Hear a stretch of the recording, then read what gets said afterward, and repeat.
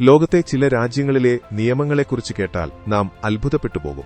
വിനോദസഞ്ചാരികൾ പോലും ഇത്തരം നിയമങ്ങൾ ലംഘിച്ചാൽ വലിയ പിഴയോ ജയിൽ ശിക്ഷയോ അനുഭവിക്കേണ്ടിവരും. അത്തരം ചില നിയമങ്ങളെക്കുറിച്ച് കേൾക്കാം. നമുക്കെല്ലാവർക്കും ച്യൂയിംഗം ഇഷ്ടമാണല്ലേ? 90s കിഡ്സിന്റെ ബാല്യകാലത്തെ മധുരമാർന്ന ഓർമ്മകളിൽ ച്യൂയിംഗത്തിന് പ്രത്യേക സ്ഥാനവുമുണ്ട്. എന്നാൽ സിംഗപ്പൂരിലാണെങ്കിൽ മധുരമാർന്ന ഓർമ്മകളൊക്കെ കഴിച്ചേനെ. സിംഗപ്പൂർ വൃത്തിയുടെ കാര്യത്തിൽ വളരെ കർശനമായ നിലപാടുകൾ ഉള്ള രാജ്യമാണ്. അവിടെ ച്യൂയിംഗം ചവയ്ക്കുന്നത് നിരോധിച്ചിരിക്കുന്നു. 1992 മുതലാണ് ഈ നിയമം നടപ്പിലാക്കിയത്. ച്യൂയിംഗം ചവച്ച് പൊതുസ്ഥലങ്ങളിൽ തുപ്പുന്നത് വലിയ ശല്യമായതിനാലാണ് ഇത്തരമൊരു തീരുമാനമെടുത്തത്. ഡോക്ടറുടെ കുറിപ്പടിയോടുകൂടി ചികിത്സാ ആവശ്യങ്ങൾക്കുള്ളവ മാത്രമേ അവിടെ അനുവദിക്കൂ.